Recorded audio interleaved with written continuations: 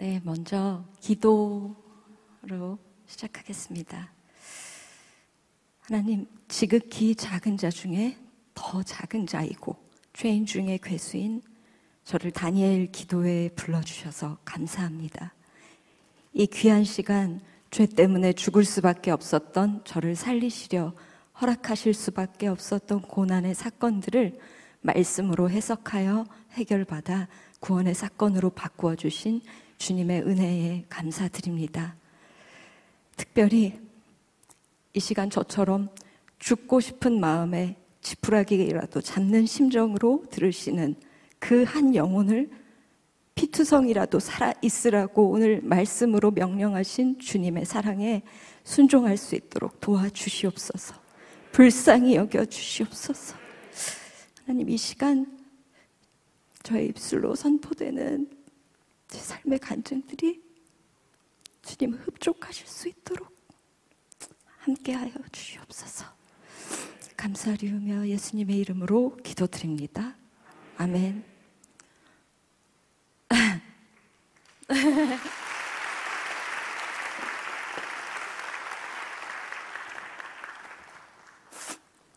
저는 원래 잘 울고 잘 웃는 그런 애인데요. 먼저 인사드리겠습니다. 안녕하세요. 인기 가수 이수영 집사입니다.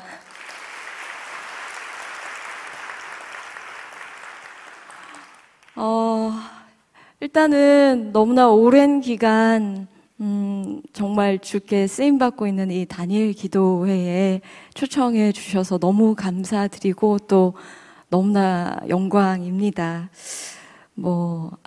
제가 이 자리에 설 만큼의 믿음이나 어떤 깜냥이 되는 것은 아니고 인기가 있어서 섰어요. 그렇지만 혹시나 제 간증을 들으시고 저와 같은 고난을 겪으신 그 한 사람이 어딘가에 계시지 않을까. 그래서 그 한 사람의 회심 때문에 이 자리에 제가 선 줄로 믿고 1시간가량 제가 제 삶을 나눌 텐데 조금 지루하시더라도 어쩔 수 없어요. 문은 잠겼고요. 네. 여기 물론 청년들이 더 모를 수도 있나? 네. 장년분들이 더 잘하실 제 눈엔 다 청년으로 보이고 있고 하는데, 일단 저 이수영이라는 세상에서의 소개를 좀 올리자면, 저는 99년도에 I Believe 이라는 곡으로 데뷔를 했고요. 올해로 22년 차 발라드만 부르는 발라드 가수입니다.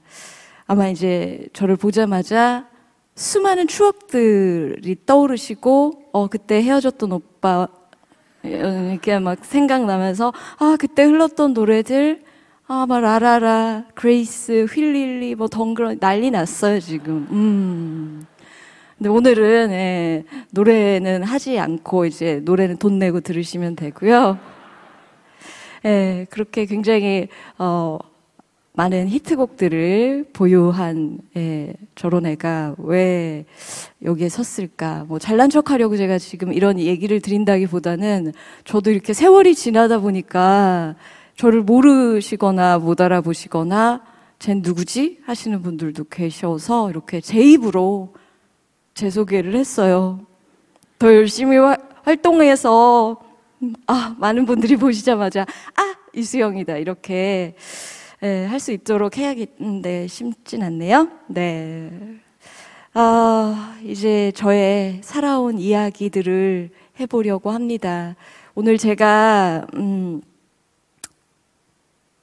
말씀 한 구절 16장 에스겔 16장 6절 중에서도 2번 반복하신 피투성이라도 살아있으라 라는 그 말씀 때문에 제가 지금 이렇게 살아있기 때문에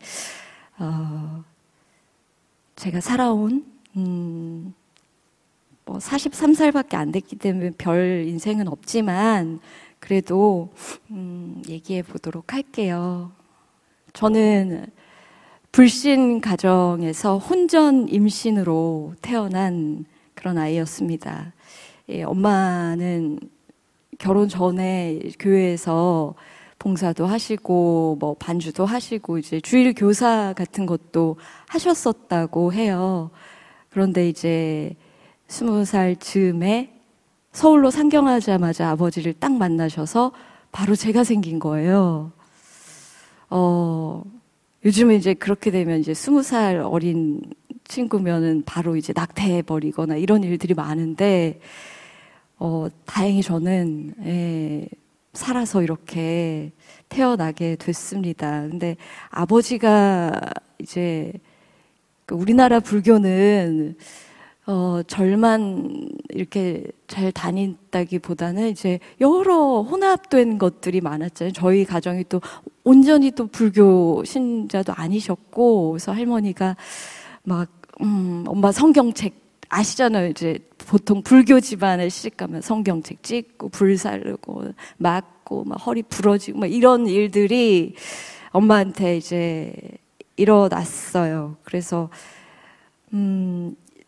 저도 이제 결혼을 하고 아이를 낳고 해보니까 정말 이 불신 결혼의 죄가, 예, 참 크고 그것에 대해서 하나님이 책임을 물으시는 삶을 엄마가 사셨구나라는 걸 깨닫게 됐는데, 정말 시집살이도 엄청나게 심하셨고, 엄마 20살 어린 나이에 저를 낳으셨거든요. 그런데 이제 계속해서 상경하는 삼촌, 뭐 고모들을 다 이제, 예, 저희 집에서 다 보필하시고 막 할머니 오시면 또 이런 어떤 삶을 사셨어요. 그렇게 가난하기도 하고 가진 것 없는 아빠와 함께 사시다가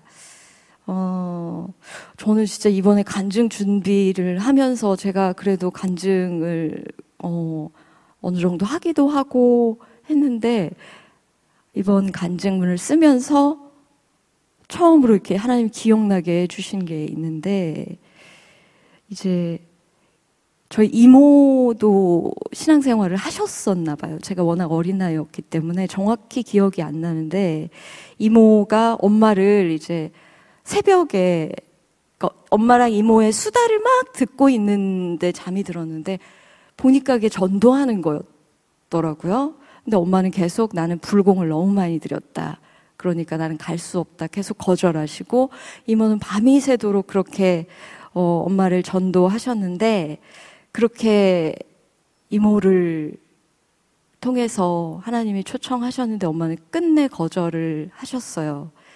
그리고 그 새벽 전화벨이 울렸습니다. 아빠가 교통사고 크게 났으니까 어서 병원으로 오라는 전화 연락이었어요.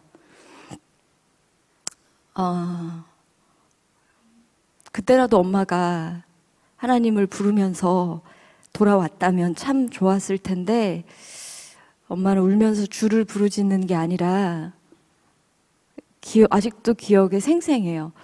택시 안에서 저희 삼남매를 끌어안고 머리만 안 다치면 된다, 머리만 안 다치면 된다, 이것만 계속 외치셨거든요.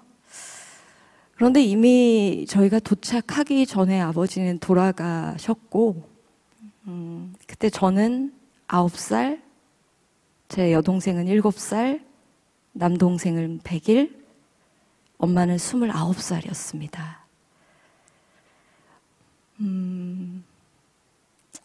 저희는 너무 어렸고 엄마 또한 어렸던 그 시절에 아빠가 돌아가신 사건은 이제 저희에게는 죽을 사건이었어요. 그런데 이제 교통사고였기 때문에 사망보험금이라는 게 나왔거든요. 그런데 엄마가 29밖에 안 되셨잖아요. 애가 셋이더라도 너무나 젊은 나이였기 때문에 친가에서는 애들을 버리고 셋이 집을 갈 거라고, 그 돈을 주지 않으려고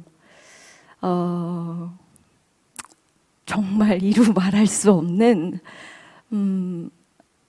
혹시나 듣고 계실지도 몰라서 제가 다 표현할 수 없지만 그 어린 나이에 제가 정말 이를 갈면서 내가 꼭 성공하리 막 이런 정말 불같은 뜨거움이 올라올 만큼 엄마를 핍박하고 그랬습니다. 그때부터 이제 엄마의 뭐 이전에도 고난이 있었지만 남편이 없는 과부로서의 고난은 정말 상상할 수 없으리 많지. 정말 하나님도 과부와 고아를 가장 불쌍히 여기신다고 하셨는데 젊고 예쁜 과부로서의 삶은 너무나 척박하고 매일이 정말 숨을 쉴 수 없는 그런 고난이었습니다. 그래서 제가 이제 첫째이기 때문에 항상 바르고 착하게 살아야 된다. 스스로를 막 채찍질하고 또 엄마는 저에게 애비 없는 소리 들으면 안 된다. 어디 가서 애비 없는 소리 들으면 안 된다. 이거를 또 저에게 항상 말씀하셨기 때문에 그때부터 제가 제 속에 제가 착한 아이여야 하는 착한 아이 컴플렉스가 깊게 자리하게 되었어요. 그래서 뭐 동생들도 항상 제가 공부시키고 그 무서운 언니 누나였거든요. 제가 아이들을 다 다스리고 엄마는 이제 돈을 버셔야 했기 때문에 저희가 워낙 어렸고 요즘은 이제 그렇게 세 자녀고 뭐 한부모 가정이고 이러면 나라에서 많이 도와주지만 그때는 그렇지가 못했어요. 그래서 엄마가 별의별 일을 다 하셨던 것 같아요. 삭바느질, 뭐 무슨 남의 집 손빨래해서 가져다 주는 일, 별의별 일을 다 하시다가 어느 날은 이제 백화점에 젓갈 장사 같은 거 하셨어요. 근데 엄마가 워낙 젊고 저를 보셔서 아시겠지만 엄마 이뻤어요. 박수 쳐주셔서 감사해요. 딱 한 분이. 그러다 보니까 이 젓갈 장사를 다 아주머니들이 하시잖아요. 어느 날은 엄마가 온몸에 멍이 들어서 오셨어요. 수많은 젓갈집 중에 그 분들이 보시기엔 남자분들이 우리 엄마 젓갈만 사간 것 같은 거예요. 그래서 그 아주머니들한테 너무 많이 맞아서 온몸에 멍이 들어서 집에 그런 일들이 거의 매일 계속됐어요. 막 괴한이 엄마를 쫓아오기, 그러니까 저는 그때마다 더욱 강해져야 되고 그때마다 성공해야 되겠다는 그런 것들이 제 안에서 너무나 크게 자라고 있었습니다. 그렇게 너무 고통스러우니까 엄마가 이게 어떻게 해도 벗어날 수 없는 가난과 고통이 엄마를 엄습하다 보니까 엄마가 하루는 저희 삼남매를 데리고 아버지 산소에 가서 쥐약을 꺼내놓고 우리 다 같이 먹고 아빠 앞에서 죽자. 저희가 다 어렸는데 충격이기도 했고 그대로 따라야 하나 뭐 사실은 완전히 기억나지도 않을 정도로 다행히 이제 그때 공원 관리사분께서 저희를 이제 내쫓아 주셔서 살게 됐는데 정말 그렇게 3남매를 정말 엄마가 고통 속에 막 키우시다가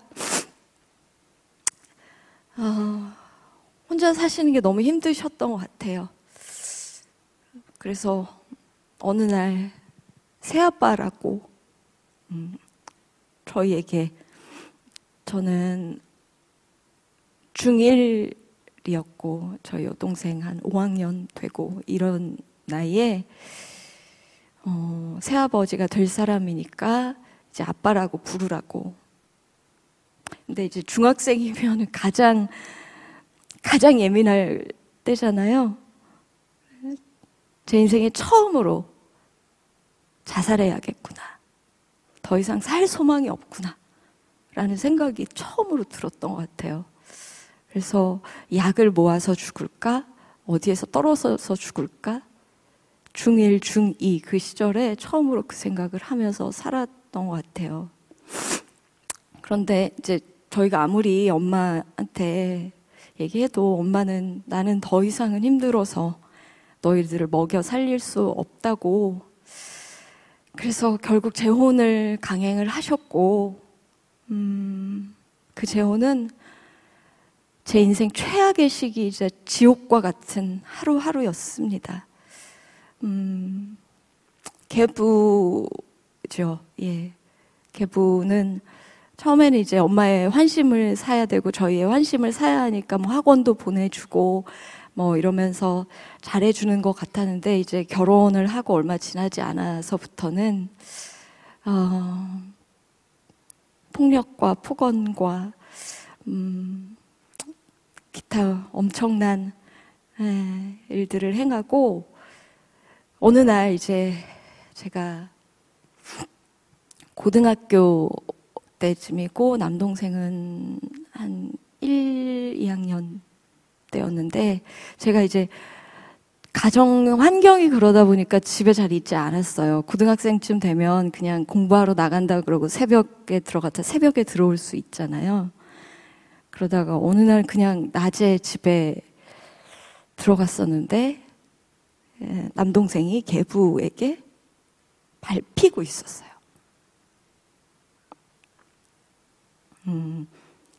엄마도 안 계셨고,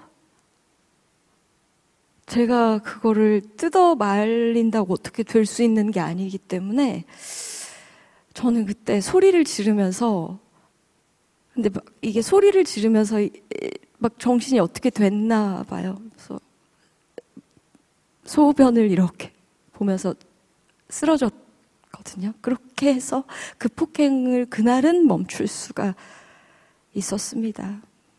지금 뭐 이 자리에서 제가 다 말 못할 너무나 많은 사건 속에서 저희 이제 3남매 엄마는 그렇게 살다가 이제 제가 고3이 되었어요. 그때까지 저는 하나님을 몰랐고, 그 전에 이제 초등학교 때는, 저희 초등학교 때는 이제 뭐 여름 성경학교 이런 거 가면 먹을 거 주고 잘생긴 전도사님 계시고 뭐 이러니까 그렇게 교회 갔던 거 외에는 저희 가정이 불교로 되어져 있기 때문에 교회를 가거나 교회 이야기도 꺼낼 수 없었기 때문에 관심도 없고, 나는 무교고 나는 나를 믿어, 나는 내가 잘 돼서 나를 믿고 이 세상에서 최고가 될 거야 라는 생각을 하고 있던 제게 가장 친한 친구 한 명이 어느 날 너 노래 좋아하잖아. 저는 이미 이제 한 중3 때, 기억하시는 분들도 있겠지만 라디오 별이 빛나는 밤에 라는 그 코너 중에 별밤 뽐내기 대회라는 게 있었어요. 그때는 이제 학생들의 그 가수로서의 등용문과 같은 거였거든요. 뭐 이기찬, 옥주현, 뭐 여러 가수들이 별밤 뽐내기에서 뭐 노래를 해서 가수의 발돋움을 얻었는데, 저 또한 그게 꿈이었었기 때문에 저도 거기 나가서 당연히 장원했겠죠? 예. 그렇게 가수의 꿈이 있었었기 때문에 음악에 대한 관심이 지대했었어요. 근데 뭐 다양한 장르들을 듣고 뭐 따라 부르기도 하고 했었는데, 저희 때 이제 흑인 음악들이 막 주류를 이루면서 R&B도 막 듣고 소울도 듣고 막 이랬었는데, 그 R&B와 소울의 뿌리가 가스펠에 있다라는 이야기를 친구가 하더라고요. 그게 뭐야? 아, 마침 우리 동네에서 그 가스펠 축제 같은 걸 하니까, 청소년들을 위해서 하니까 같이 가자. 저는 정말 순수하게 가스펠 들으러 갔어요. 정말 하나님을 믿을 생각 1도 없었고, 오직 음악으로서의 가스펠을 듣기 위해서 거기 가면 막 흑인의 그 막 싱어들이 막 뭐 이런 걸 할 줄 알고 갔는데, 동네에 흔히 볼 수 있는 친구들이 CCM을 부르고 있어서 뭐지? 약간 처음에는 그런 생각이 들었어요. 얘가 나를 낚았구나? 막 이런 생각 들으면서 음악 뭐야 이러고 있는데 갑자기 저도 모르게 막 폭풍 눈물이 흐르더라고요. 그때는 몰랐지만 이제 그게 하나님의 전적인 은혜였던 것 같아요.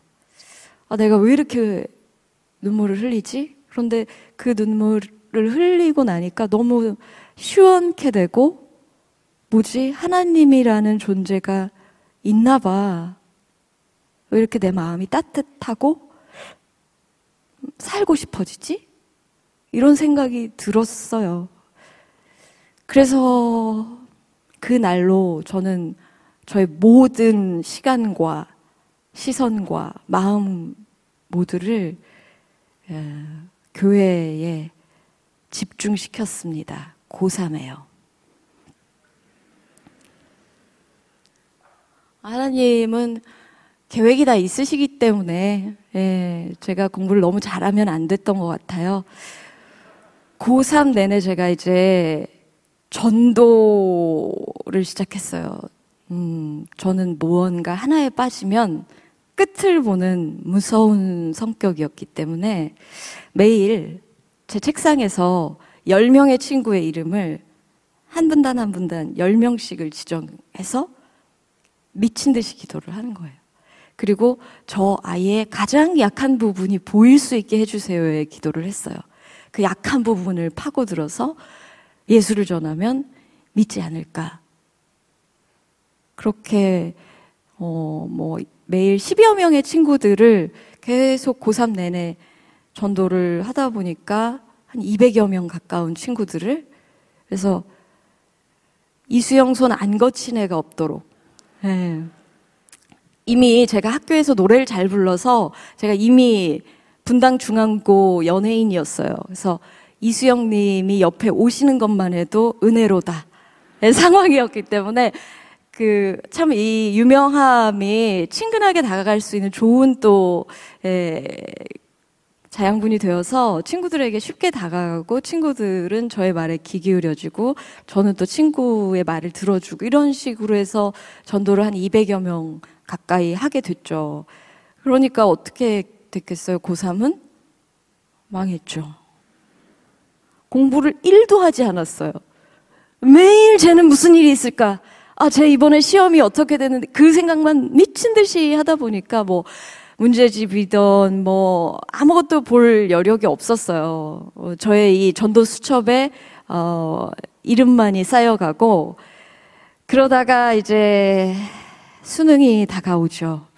근데 저희 그때 이제 말씀이 없이 그런 식으로 전도를 했었거든요. 그냥 불로불로 산에 가서 기둥뿌리 하나 뽑을 만한 그런 어떤 힘으로 전도를 했었기 때문에 말씀을 안 받기 때문에 그냥 제 마음 내키는 대로 제 소견에 오른 대로 친구들을 많이 전도하면 수능에서 문제가 보인다는 이야기가 돌았거든요.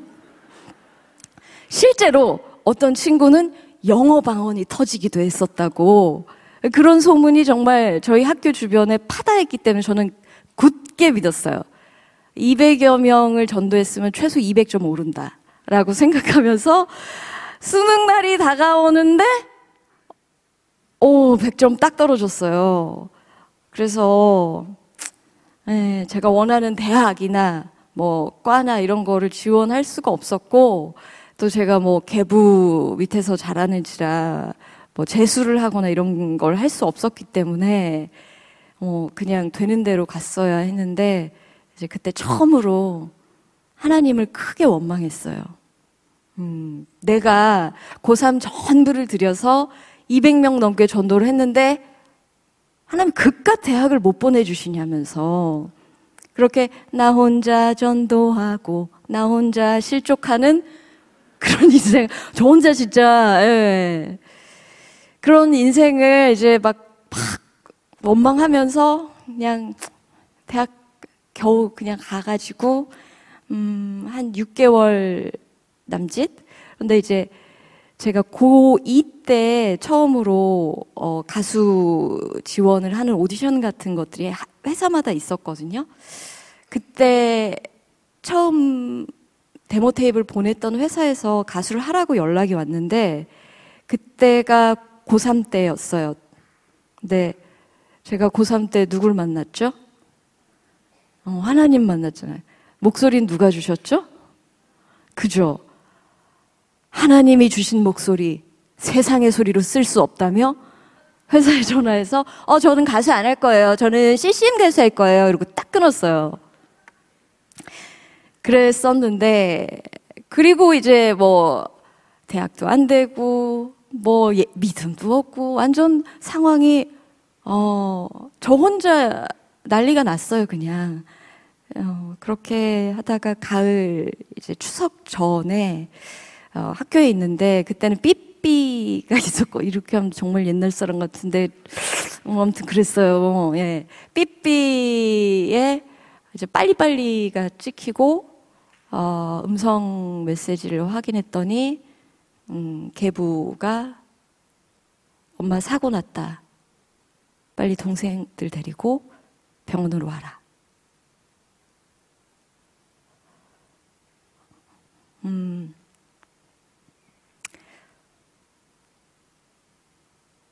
10여 년 전 그 날과 너무나 똑같은 상황에 저도 택시를 타고 동생들을 데리고 주여를 부르지 못하고 정말로 엄마랑 똑같이 머리만 안 다치면 된다. 머리만 안 다치면 된다. 이걸 외치면서 병원에 정문에 딱 들어서는데 그때 엄마가 열심히 다녔던 절에 주지스님이 이렇게 나오시더라고요. 근데 고3 내내 제가 그래도 예수를 믿었기 때문에 대학 때까지는 그 여파가 좀 있어서 목에 십자가 목걸이를 하고 있었는데 그걸 이렇게 주지스님을 보자마자 갑자기 구세주처럼 보였어요. 제 눈에. 후광이 비치면서 구세주처럼 보이더라고요. 엄마를 살려줄 수 있을 것만, 그냥 느낌으로 엄마가 죽었을 것만 같아서 십자가 목걸이를 제 손으로 뜯으면서 스님 저희 엄마 좀 살려주세요. 우리 엄마 살려주세요.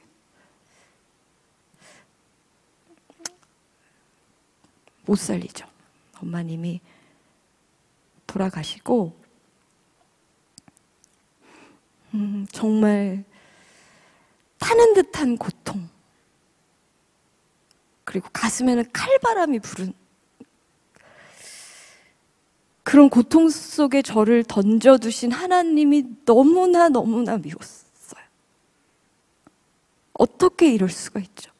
똑같은 방법으로 왜 다 데려가셨나요? 그렇게 하나님을 저는 저주를 했어요. 그래서 이제 나는 내 힘으로 살겠다. 이를 갈면서 또 다짐을 해요. 그리고 엄마의 장례식장에 제가 제 손으로 가수 안 할 거라고 했던 사장님한테 전화했어요. 사장님 저 가수할게요. 저희 엄마 죽었어요. 병원으로 와주세요. 사장님이 오셨고 엄마가 돌아가신 그 순간에만 정말 피를 토하면서 울었고 장례식장에선 단 한 방울의 눈물도 흘리지 않았어요. 나는 지지 않을 거고 나는 성공해서 보란 듯이 하나님 앞에 보일 거야. 그렇게 이제 가수의 삶이 시작이 되었습니다. 그때 제가 이제 20살이었고 21살에 데뷔를 하게 되었는데 저희 때는 이렇다 할 가수로서의 어떤 시스템이 있거나 뭐 연습생 이런 개념이 없었어요. 그냥 오롯이 저 혼자 연습하고 했어야 됐어요. 그래서 새벽 6시에 운동하고 운동도 그냥 하지 않았어요. 10km 뛰고 줄넘기 청구에 윗몸 일으키기 1000개 하고 그 다음에 수영을 해야 돼요. 이수영이니까 수영을 해야 돼요.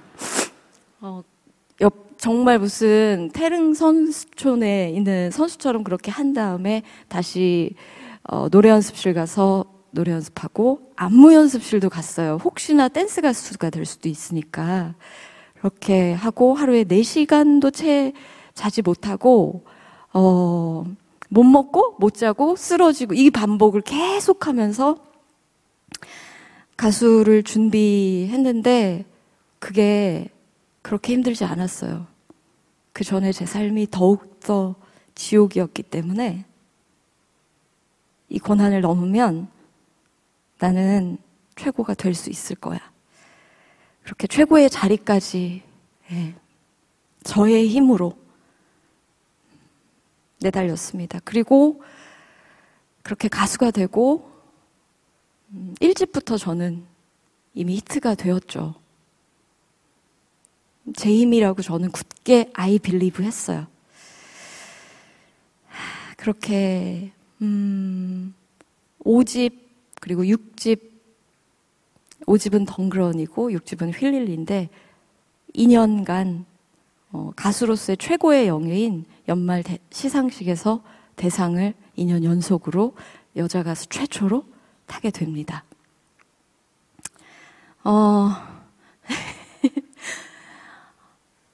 그런데요, 제가 가수가 되고 성공하겠다고 했지 나는 막 2년 연속 대상 타고 그때는 음반이 팔리던 시기였거든요.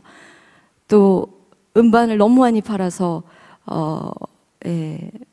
또 상도 받고 뭐 이런 것까지는 제가 생각을 못했어요. 그냥 뭐 인기가요 이런 데서 1등하면 최고인 줄 알았는데 그 이상이 되니까 이제 소감을 말하라고 하는데 갑자기 그때 하나님이 생각났어요. 뭐지? 내가 이기려고 했던 그분이 왜 내 가장 최고의 영광의 자리에서 갑자기 생각나고 난리야? 그런데 저는 그냥 하나님 감사합니다. 아마 이 장면 보고 싶으시면 유튜브에 막 깔려 있어요. 굉장히 오열하면서 숭한 얼굴로 저희 아들이 정말 싫어해요. 엄마는 BTS처럼 멋있게 웃으면서 소감을 발표해야지 왜 저렇게 오열하냐고. 근데 이제 제가 그때 왜 그렇게 오열했냐면 제가 알고 있었거든요. 이 자리까지 온 것은 내가 못 자고 못 먹고 쓰러지면서 노력해서 온 것이 아닌 불신 가정에서 도무지 구원받을 길이 없던 저를 불구덩이 같은 고난을 통해서 건져내신 하나님의 완벽한 계획.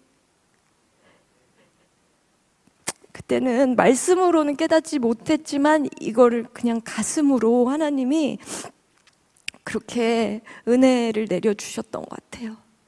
정말 하나님은 주인공이세요. 가장 중요할 때 하나님 감사합니다를 내가 그렇게 원망했는데 그 자리에서 영광 받으시더라고요. 근데 이제 제가 그때 얼마나 잘 나갔겠습니까? 정말 농담으로 조흥은행보다 이수영은 돈이 많대 뭐 이런 소문이 돌 만큼 돈도 많이 벌었고 부와 명예와 모든 것들을 누렸죠. 그래서 영광의 자리에서는 절대로 죄인인 내 모습을 볼 수가 없더라고요. 그래서 그 후로 저는 이제 스스로 높은 자가 되어서 이제 난 무엇을 해야 하나. 이게 제가 생각했던 것 이상을 성공하다 보니까 슬럼프가 오더라고요. 허무해지고 세상 성공이 아무리 좋아도 제 안에 채워지지 않는 그 공허함. 뭐지? 다 이루었고 더 이룰 것이 없을. 지금은 이제 빌보드로 막 나가지만 그때는 이제 길보드였거든요. 네. 그래서 뭐 거기까지였어요. 그래서 그 공허함을 채워보려고 정말 술과 음란과 쾌락과 저도 이루 말할 수 없는 것들을 제 선에서 해보았고, 또 봉사도 하고 기부도 하고 한 면으로는 그렇게 했는데 그때뿐이더라고요.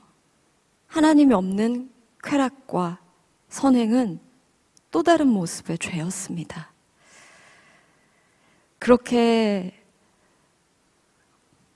허무하고 또 허무하고 허무하도다의 인생을 살다가 제가 이제 가수로서는 10년 차가 되고 나이로는 30이 되던 해에 저의 이런 허무한 인생, 갈피를 못 잡는 방황하는 인생을 멈추어 줄 결정적인 구원의 사건이 일어납니다. 저는 그때만 해도 20살 때부터 노래만 했으니까 은행에 가서 뭘 할 줄도 몰랐고 관공서 같은 데도 갈지를 못 해봤고, 그러니까 그냥 인간적으로는 사회인으로 생활인으로서는 그냥 바보였어요. 방송 나와서 노래하고 말할 때는 정말 똑순이처럼 하는데 그 외적인 것들은 정말 바보였거든요. 그래서 저희 집에 누가 찾아오는지를 제가 몰랐어요. 근데 어느 날 집에 혼자 있었는데 배를 한 3명의 남자분이 배를 막 누르고 문을 쾅쾅쾅쾅쾅쾅 두드리는 거예요. 저는 택배도 제가 모르는 택배가 오지 않는데 모르는 남자 셋이 저희 집 문을 정말 부셔질 듯이 두드리고, 이 뭐지? 그래서 제가 제가 부모님이 안 계시다 보니까 엄마 이 장례식장서부터 제 옆에 딱 붙어서 그때부터 저를 케어해 주셨던 친척이 계셨거든요. 그분한테 전화를 걸었어요. 누구야? 누군데 우리 집에 이렇게 와서 문을 두드려? 하는데 문이 열렸어요. 문을 따고 들어오신 거죠. 그리고 이수영 씨 어떠한 이유로 돈을 이만큼 빌렸으니까 그거를 채무를 갚지 못했기 때문에 지금부터 채무 이행을 할 때까지 빨간 딱지를 붙이겠다고. 온 집안의 물건에는 다 빨간 딱지를 붙이시더라고요. 저는 본 적도 없고 알지도 못하는 돈을 갚아야 한대요. 그날부터 정말 정신없이 경고장과 빚독촉과 심지어 이제 저를 보필하던 사람들마저도 저에게 돈 내놓으라고 온갖 협박과 정말 살해 협박까지 있었어요. 그래서 정말 저의 육이 완전히 무너지더라고요. 그동안의 것과는 정말 또 다른 제가 잃은 어떤 금자탑과 같은 것이잖아요. 근데 그 사건이 알고 보니까 누구보다도 믿고 있던 그 친척의 배신 때문에 일어난 사건이라는 것을 알게 되었습니다. 저는 그때 진짜 또다시 하늘이 무너지고 땅이 솟는 살 소망이 또 없어졌어요. 정말 아무것도 모르는데 어마어마한 제가 빚을 지게 됐고 어떻게 해야 될지 아예 내가 할 수 있는 게 아무것도 없었거든요. 그때 수요일이었는데 친구가 수요 예배에 가자고 했어요. 정말 할 수 있는 게 아무것도 없으니까 예배를 쫓아가게 되었어요. 그렇게 수요 예배에 딱 들어서서 앉아 있는데 또다시 정말 폭풍과 같은 눈물이 흘러나오면서 하나님, 제가 죄인입니다. 제가 잘못했습니다. 용서해 주십시오라는 기도가 마구 흘러나오고, 또 교회에서 예배 중에 목사님을 통해서 이제 지체들의 간증이 소개가 되는데 그동안 그 어디에서도 듣지 못한 엄청난 고난을 말씀으로 살아낸 간증들이 마구 쏟아지더라고요. 그래서 그냥 그 길로 그 교회에 등록했어요. 지금 제가 섬기고 있는 우리들 교회인데 그냥 좀비처럼 교회에 가서 단 한 가지 기도만 했어요. 그동안 이제 이 교회 저 교회 용하다는 교회는 다 찾아다녀봤거든요. 그리고 이제 그때 청년이었으니까 청년부에 너무 속하고 싶었었어요.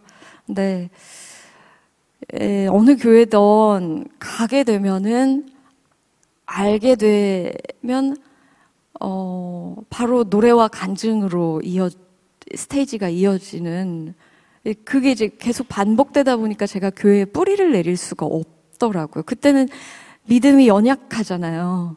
그러니까 교회 오면 다 믿음이 좋은 게 아니잖아요. 저는 하나님 속으로 너무 원망하는 약하디 약한 지체였는데, 이제 저를 지체보다는 그때는 너무 이수영이었기 때문에 그렇게 자꾸 하다 보니까 제가 공동체에 뿌리를 못 내리고 정말 말 그대로 용하다는 교회를 계속 전전하면서 다니던 때였는데, 정말 죽게 되니까, 정말 내가 할 수 있는 일이 아무것도 없게 되니까 다 필요 없고 하나님 그냥 저 못 알아보게만 해주세요. 나 지금은 이젠 죽거나 아니면 예수 만나거나. 근데 놀랍게도 제가 새신자반에 들어갔는데,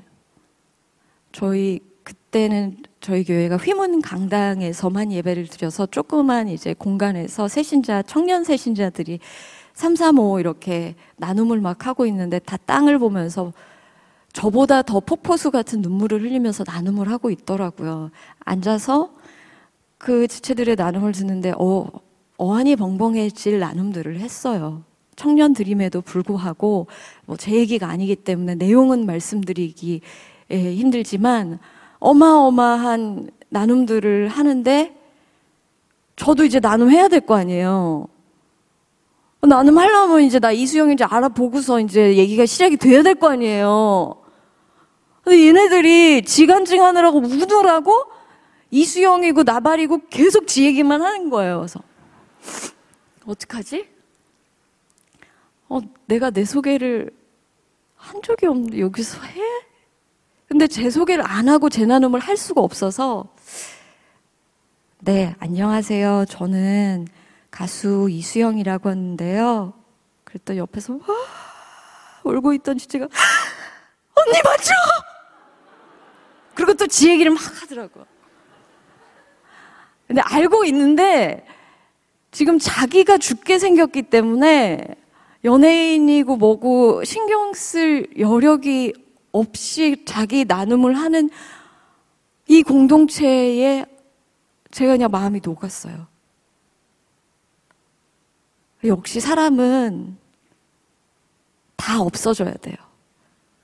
잃고 또 잃고 완전히 잃어야 겸손해지는 거예요. 같아요. 겸손한 사람은 없고 겸손한 환경만이 그 사람을 겸손케 하더라고요. 그렇게 지체들이 하는 것이 제가 사랑으로 느껴지더라고요. 그래서 그날부터 정말 예배와 말씀과 공동체에 딱 붙어가기 시작했어요. 왜냐하면 제가 관공서 일을 할 줄 아는 것도 뭣도 아니기 때문에, 지혜도 없고 분별도 없고 아무것도 없었기 때문에 그냥 주께 구하는 것 외에는 할 수 있는 게 아무것도 없었어요. 그런데 하나님은 그때부터 일하기 시작하시더라고요. 다 죽게 되어서 피투성이가 된 채로 하나님 앞에 왔더니 그때 하나님이 일하시더라고요.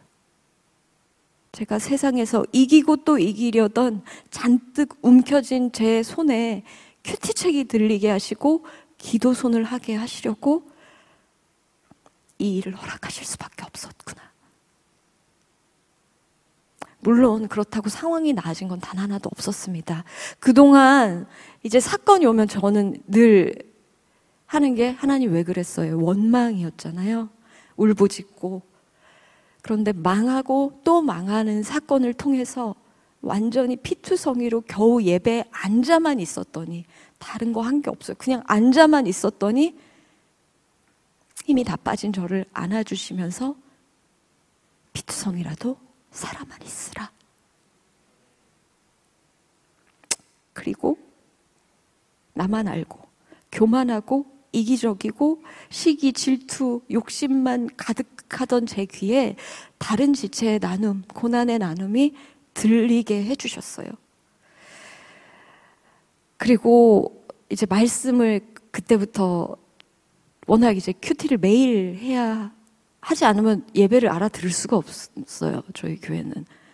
큐티를 해야 예배 뭔 얘기하는지 알기 때문에 큐티를 계속 하다 보니까 말씀으로 제 인생을 해석하는 것을 배우게 됐어요. 그래서 그 빚을 어떡하지 이젠? 이 교회는 왔고 일단 하나님 만나고 은혜 받고 했으면 나 어떡하지? 했는데 말씀 읽다 보니까 지혜를 주시더라고요. 힘이 생겨서 친척을 막 미워하고 정말 너무나 죽이고 싶었어요.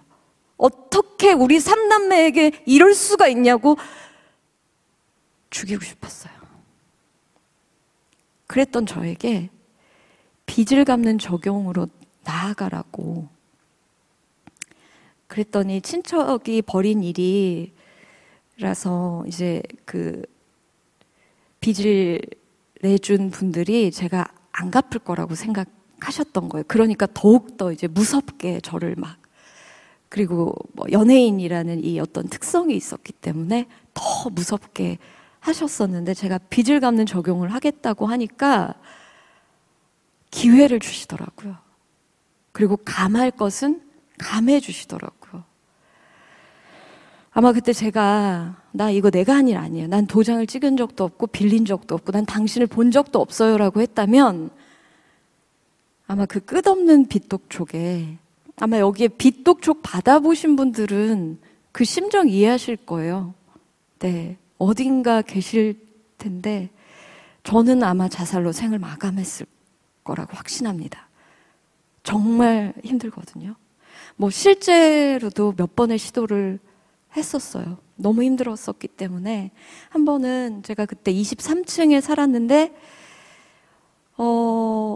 자살할 생각은 1도 없었어요. 그날 저녁 그냥 바깥 공기를 쐬려고 23층 문을 이렇게 열고 이렇게 밑을 내려다보는데 세상에서 본 적이 없던 꽃밭이 확 펼쳐져 있고 천사로 추측되는 그런 날개를 가진 것이 너무나 아름답게 날고 있더라고요. 그래서 그 순간에 나 저기로 가면은 고통도 없고 슬픔도 없고 이 모든 것에서 내가 해방될 것만 같은 생각이 들고 있는데 저희 남동생이 저를 이렇게 잡아서 제가 떨어지고 있었던 거예요. 그래서 저는 이렇게 자살이 될 수 있구나까지도 경험을 해봤습니다. 근데 자살은 죄죠. 그 죄를 또 지을 뻔했던 저를 그 순간 하나님이 또 살려주셨어요. 저는 아직도 우울증, 공황장애, 불안이 높은 환자입니다. 약 먹고 있어요. 자살을 막 생각하던 그 시절에는 이게 약을 그 정신과 약도 믿음이 없으면 약을 못 먹더라고요. 왜냐하면 우울증은 발라드 가수에게는 좋은 친구거든요. 그 우울함을 10분 이용해서 노래도 하고요. 저는 가사도 계속 써왔는데 가사도 썼거든요. 유익이 있더라고요. 그런데 약을 먹으니까 자꾸 잠을 자게 되고 뭔가 약간 조금 텐션이 낮아지고 그래서 약을 조금 먹다가 그냥 제 멋대로 중단해 버렸었어요.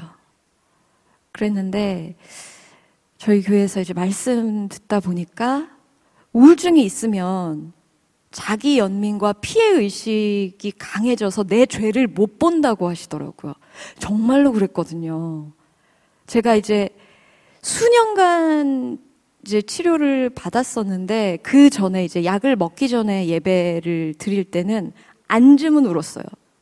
미친 듯이 울었어요. 말씀을 안 듣고도 울었어요.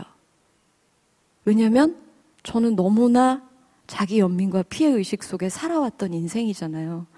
엄마 이러면 그때는 막 수도꼭지처럼 눈물이 터져 나왔기 때문에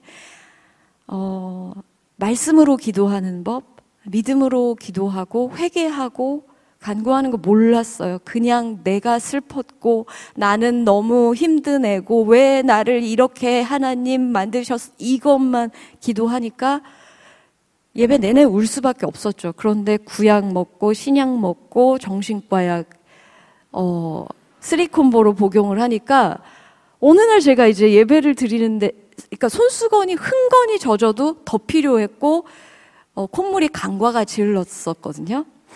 그런데 어느 날 보니까 손수건이 별로 젖지 않았더라고요. 말씀이 제게 임하니까 그동안 제가 그렇게까지 가질 필요 없었던 자기 연민과 피해 의식에서 너무 많이 벗어나고 제 인생을 말씀으로 해석하게 되니까 있어야 될 일로 여기게 되면서부터 그 눈물을 하나님이 닦아주신 거죠. 그래서 지금 혹시 여기에서 앉으면 눈물이 나시는 분은 병원을 가보시길 바래요. 우울증이거나 갱년기일 수 있어요. 그 후로 이제 예배에서 제가 그래도 눈물을 흘리겠죠. 그렇게 흘리게 된 눈물은 말씀을 통해서 내 죄를 보게 된 너무나 교만했고 정말 불신 가정에서 엄마가 수도 없이 이모의 그 초대를 거절하고 그러니까 엄마가 계속 살아계셨으면 저는 교회 안 왔을 것 같아요. 아니 그랬어요. 그리고 가수로서 승승장구하면서 얼마나 교만했을까요? 저 루머도 많거든요.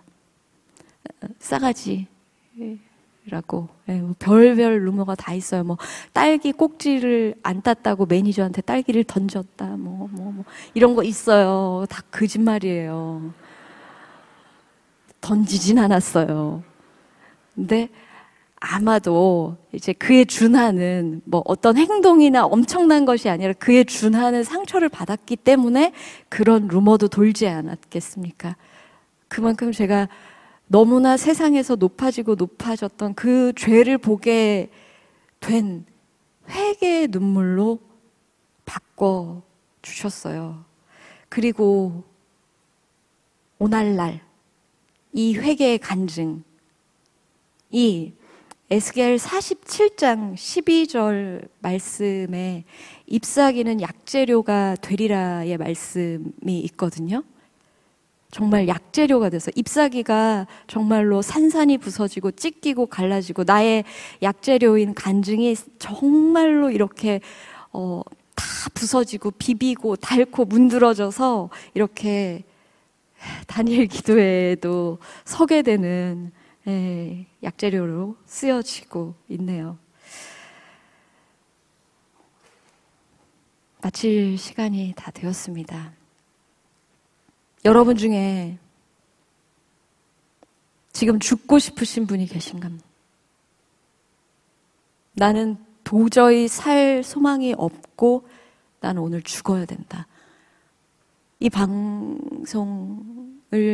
보시는 분들 중에 혹시 죽고 싶으신가요? 그런데 오늘 하나님이 말씀하십니다. 피투성이라도 살아있으라. 그 모습 그대로 받아주시는 하나님의 안아주심을 경험하고 죽어도 늦지 않습니다. 우리가 죽어야 할 이유는 엄마 아빠가 거짓말같이 교통사고로 죽고 계부에 학대가 있고 두 동생을 데리고 길바닥에 나앉아서 이를 갈며 십자가를 내던지며 성공했는데 그 성공을 한순간에 앗아간 친척 때문에 죽을 것이 아닙니다. 구원받지 못하고 돌아가신 부모님, 또 아직 믿지 않는 저의 동생들과 또 다른 가족들, 그리고 나에게 붙여주신 지체를 위해 나의 성공을 향한 욕심과 교만, 또 그로 인해 저지른 죄 때문에 아무 죄 없이 십자가에 죽으신 예수 그리스도 앞에 내게 태인 십자가를 지고 죽어야 합니다. 나의 육이 완전히 죽어야 부활이 있습니다. 예수님이 완전히 죽지 않으셨다면 부활이 없었듯이 우리도 당하지 않으려고 하고 나에게는 고난이 없어야 하고 나는 늘 행복해야 하고 나는 늘 웃어야 하는 것만이 부활이 아닙니다. 내가 다 죽게 되었을 때 내게로 오셔서 피투성이라도 살아있으라. 수영아, 네가 어디에 있느냐? 피투성이라도 살아있으라. 그러니 지금 죽고 싶다라고 생각하고 그것을 실천에 옮기시려는 그 한 사람이 계시다면 예배의 자리로 딱 한 번만 나와주시기를 간절히 기도합니다. 저도 아직 살아있습니다. 하나님이 지금 당신을 애타게 부르고 계십니다. 피 묻은 손으로 피투성이가 된 나를 안아주시고 구원해 주실 줄로 믿습니다. 제가 아주 짧게 기도하고 마치겠습니다. 하나님, 오늘 이 귀한 다니엘 기도회에 가수란 이름으로 이렇게 세워주셨습니다. 목소리도 하나님이 주신 것이요, 이 모든 것을 하나님이 주신 것인데 다 제가 잘나고 제가 다 이룬 것으로 착각했습니다. 그래서 하나님이 어쩔 수 없이 있어야 될 일로 허락하신 그 고난을 통과해서 오늘 이렇게 영광의 자리에 제가 한 부분으로 쓰임받게 돼서 너무나 감사합니다. 그럼에도 지금 죽어가는 그 한 영혼이 있다고 말씀하십니다. 내가 돌아보지 못한 정말 죽고 싶은 그 한 사람에게 하나님 찾아가 주시옵소서. 피투성이라도 살아있으라 말씀해 주시고 불쌍히 여겨 주시옵소서. 제게 그러셨던 것처럼 그 한 사람에게 하나님 삶의 소망을 주시고 구원을 이루어 주시옵소서. 오늘 이렇게 저의 간증 나누게 해주셔서 감사드리고 아직 구원받지 못한 저희 가족들과 또 다른 지체들 구원해 주실 줄로 믿고 감사하며 예수님의 이름으로 기도드립니다. 아멘.